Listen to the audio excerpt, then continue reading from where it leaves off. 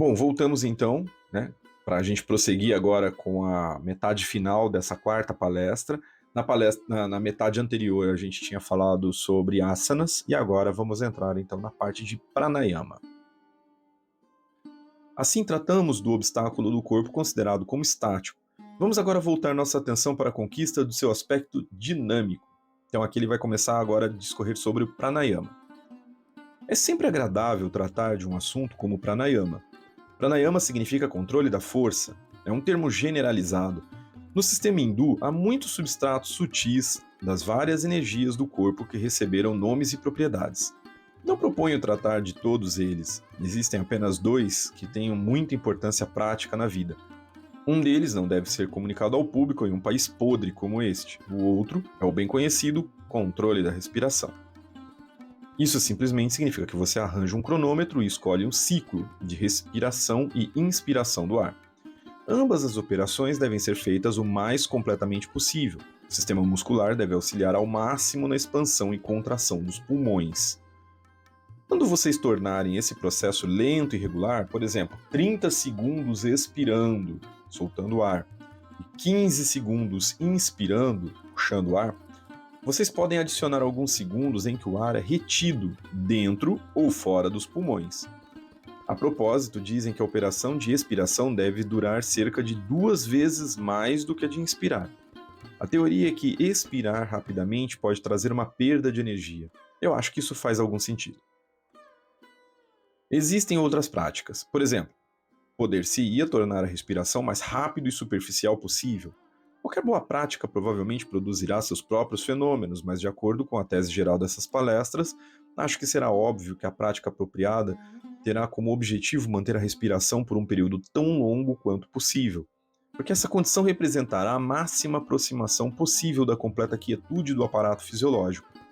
Claro que não estamos parando, nós não estamos fazendo nada do tipo, mas pelo menos estamos nos iludindo em pensar que estamos fazendo isso. E o ponto é que, de acordo com a tradição, se você conseguir manter a mente quieta por até 12 segundos, obterá um dos maiores resultados do yoga. É certamente um fato que quando você está fazendo um ciclo de 20 segundos de expiração, 10 de inspiração e 30 de retenção, há um período muito longo durante o período de espera, quando a mente tende a parar suas malignas operações. No momento em que este ciclo se tornar habitual, vocês serão capazes de reconhecer instintivamente a chegada do momento em que vocês podem se lançar repentinamente no ato mental de concentração. Em outras palavras, por asana e pranayama, vocês trabalharam para chegar em uma posição onde vocês estão livres, mesmo que por apenas alguns segundos, para tentar os verdadeiros processos do yoga, cuja tentativa era anteriormente impedida pelas atividades distrativas do sistema respiratório e muscular. Nesse ponto, Crowley traz uma colocação muito importante, que é a questão da pausa. Quando você faz a retenção, seja com o pulmão cheio ou com o pulmão totalmente vazio, ele associa isso a calar a mente. E é justamente nesse momento que ele traz aqui uma chave muito importante. A mente, ela não se cala porque você quer. Eu vou parar e vou pensar em nada. É muito difícil. Você, para treinar o não pensar em nada, é importante que você aprenda a controlar a respiração, porque a respiração controlada é que vai controlar o fluxo de pensamento, vai fazer ele ter as paradas necessárias, etc. E aqui também uma questão importante que a gente deve colocar, né? O asana e o pranayama juntos, eles trazem efeitos muito interessantes para o yogi, tá? Nós não somos acostumados a respirar com qualidade. É muito estranho dizer isso, mas a gente fala, e como a gente fala muito, o falar acaba determinando como é que a respiração funciona, e a respiração determina como o pensamento funciona.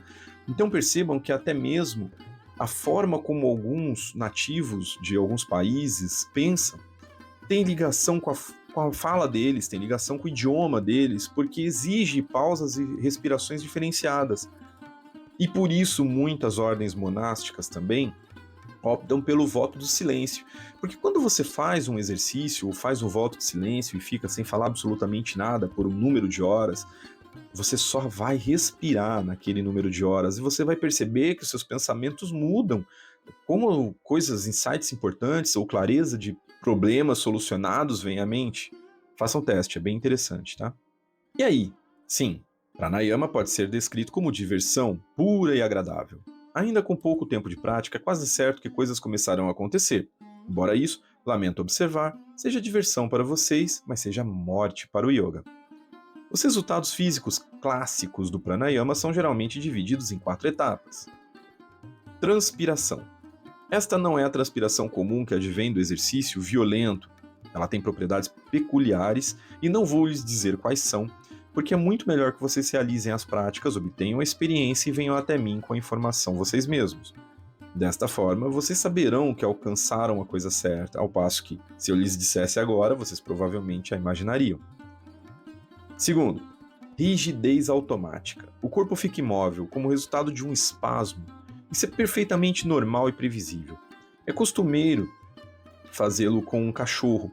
Você o coloca em uma redoma de vidro, bombeia oxigênio ou ácido carbônico ou algo assim e o cachorro fica rígido. Você pode retirá-lo e balançá-lo segurando por uma perna como se ele estivesse congelado. Isso não é exatamente a mesma coisa, mas é próximo. Aqui, só uma observação, né? Crowley tinha, obviamente, alguns pensamentos que podem ser absurdos para as épocas atuais, mas era a época dele e não cabe a nós julgarmos esse contexto cultural dele.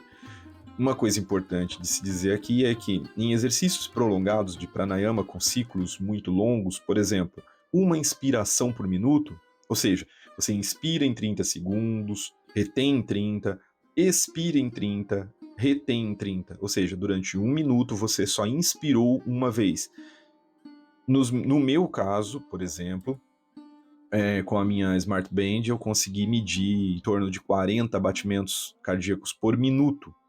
Curiosamente, é a mesma quantidade de batimentos cardíacos que o meu corpo fica quando eu estou dormindo. O interessante é que a própria Smart Band consegue determinar quando eu estou em estado de sono, ou seja, eu estou com os mesmos batimentos e ela indica que eu estou dormindo. E quando eu estou fazendo exercício, ela indica que eu estou em 40 batimentos, eu estou totalmente imóvel e ainda assim ela consegue identificar que eu estou acordado.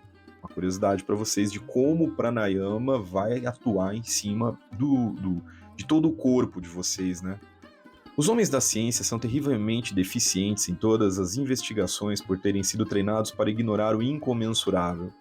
Todos os fenômenos têm qualidades sutis que atualmente não são suscetíveis a qualquer método científico adequado de investigação. Podemos imitar os processos da natureza no laboratório, mas a imitação nem sempre é exatamente idêntica ao original. Por exemplo, o professor J.B.S. Haldane tentou algumas das experiências sugeridas no The Equinox relativas a pranayama e quase se matou no processo. Ele não viu a diferença entre o experimento com o cão e os fenômenos que sobrevêm com o clímax de um curso de operação suave. É a diferença entre a alegria produzida ao sorver um vinho Clos de Vosges de 10 anos e a loucura de encher a cara com uísque de milho. É a mesma tolice de pensar que cheirar cocaína é um processo mais saudável do que mastigar folhas de coca. Eles exclamam que a cocaína é quimicamente pura. Cocaína é o princípio ativo. Nós certamente não queremos essas folhas desagradáveis, onde a nossa droga sagrada se mistura com um monte de coisas vegetais que desafiam a análise e que não podem ter qualquer utilidade por essa razão. Essa rigidez automática, ou Shushuma Kumbhaka, não é meramente definida como a ocorrência de rigidez fisiológica. Esse é apenas o sintoma mais grosseiro.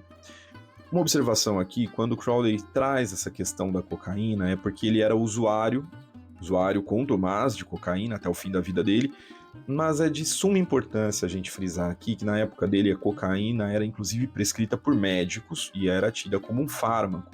Então é como se a gente fosse, obviamente, salvo os efeitos que a gente conhece da cocaína hoje, a pessoa ser viciada em dipirona, né? E no futuro a dipirona ser considerada uma droga, tá? Então a gente precisa ter esse cuidado aqui com esses julgamentos. O terceiro estágio é marcado por Bukharicide, o poder de pular como um sapo. Seria uma tradução grosseira dessa palavra fascinante. Este é um fenômeno muito extraordinário. Você está sentado no chão e começa a ser levantado para aqui e ali, assim como as folhas secas são levadas pela brisa. Isso de fato acontece. Você está mentalmente normal o bastante para poder se observar fazendo isso. A explicação natural é que seus músculos estão fazendo movimentos espasmódicos, curtos, muito rápidos, sem que você tenha consciência do fato. O cão nos ajuda novamente, fazendo contorções semelhantes. Contra isso, pode-se argumentar que a mente parece perfeitamente normal. No entanto, há um ponto particular de consciência, a sensação de perda quase total do peso. A propósito, isso pode soar um pouco alarmante para o alienista instruído. Há um sentimento semelhante que ocorre em certos tipos de insanidade. Aqui, Crowley traz uma sensação interessante quando você está fazendo o pranayama junto com o asana durante um X tempo, que é a sua mente perder completamente a conexão com o corpo, o peso corporal. Então, você tem a sensação de que você está flutuando, que você está saindo da cadeira, ou que você está pulando de um lugar para o outro, e isso faz você despertar rapidamente, saindo da posição. Então, a primeira vez assusta, você vai ter que ir insistindo até que você possa ter isso como normal, tá? O quarto estado é a levitação. Os hindus afirmam que saltar como um sapo implica uma perda de peso genuína, e que o salto é principalmente lateral porque você não aperfeiçoou o processo. Se você estivesse absolutamente equilibrado, eles afirmam que você subiria silenciosamente no ar. Eu não sei nada sobre isso, eu nunca vi isso acontecer. Por outro lado, muitas vezes senti como se isso estivesse acontecendo, e em 3 ocasiões pessoas confiáveis, pelo menos comparativamente, disseram que viram isso acontecer comigo. Eu acho que isso não prova nada.